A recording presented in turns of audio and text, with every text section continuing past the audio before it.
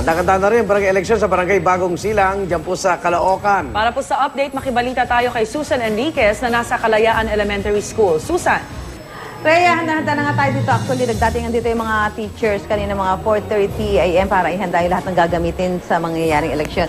Ngayon, bago mo mag-alas 7 ng umaga, may mga dumarating na dito yung ilang sa mga boboto. Ito si Aling Josephine. Ayan, Ma'am Josephine, ang aga niyo Kasi po, gusto ko pong maaga bumuto dahil para makatapos ka agad. Ayaw ko pong mapaswabag sa mahabang pila. Oo. Alam niyo na ba kung ano yung presinto niyo? Inahanap ko po eh. Oo. Hindi ko alam kung saan po yung presinto namin kung sa taas. Okay. So, naghahanap na kayo ngayon. At syempre, maaga kayong pumunta dahil baka mas mahaba ang pila mamaya. Okay, mabuti naman po yan. Ako talagang si Nanay Joseph, maagang... Wala kayong kasama? Wala po. Kayo lang mag-isa.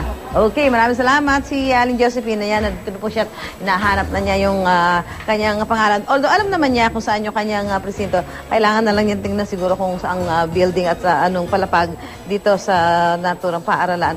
Ando doon yung kanyang presinto. Ito yung nakikita natin, isa sa mga presinto rito, handang-handa na po yung mga teacher natin. Ayan, yung mga gagamitin po para sa mangyayaring election. Si Ma'am Melanie Amaro. Ma'am, good morning po. Good morning po na. Kumusta po paghahanda natin? Okay naman po. Kahapon pa po kami nag-ready. Ready. Napansin ko yung mga teacher natin, nakasulat sa likod nila, BET.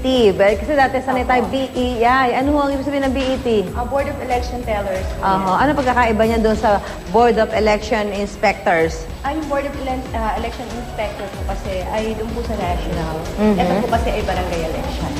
Okay. So, at napansin ko si Ma'am, Ma'am, paharap nga yan. May mga nakasulat na pang, ano ito yung uniform na suot nila ngayon? Saan po galing ito?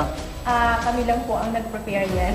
Kayo po, ito eskwelahan. Opo, kami po mga teachers. At bakit po kayo nag-decide na lagyan ng mga pangalan? Ma'am, ayun, gaya Ma'am Donna, Ma'am Nanette, ayan. Opo, para po madaling ma-distinguish yung pangalan ng teachers. Opo, tsaka po, para po meron din pong souvenir. Oo, ayan, para madali ho silang malapitan, Yes, ma-approach kung yes, magkakaroon ng problema. Maraming salamat, Ma'am. Samantala dito po, alas 4:30 po, nagsimulang, kung handang-handa na ho yung mga teacher natin para sa eleksyon. Handang-handa na rin po yung kanilang mga paninda dito sa harapan nitong isang gusali. Ito daw ho yung mga paninda nila dito sa kanilang kantin at nag-decide sila na ngayong election nga dahil alam ho naman nila na maraming darating dito, may mga mauuhaw, may mga magugutom habang naghihintay. Nakikita ho natin, medyo marami-rami ho yung inanda nila mga paninda. May kape, may soft drink, may tubig, may biskwit, iba-ibang klase ho ng pagkain na maaaring mabili ng ating mga kababayan na pupunta ho dito sa eskwelahang ito sa Kalayaan National High School sa Bagong Silang, Caloocan City. Kaugnay nga po ng idaraos na eleksyon. Ngayong araw nito ang barangay election. Balik sa iyo, Rhea. Maraming salamat, Susan Enriquez.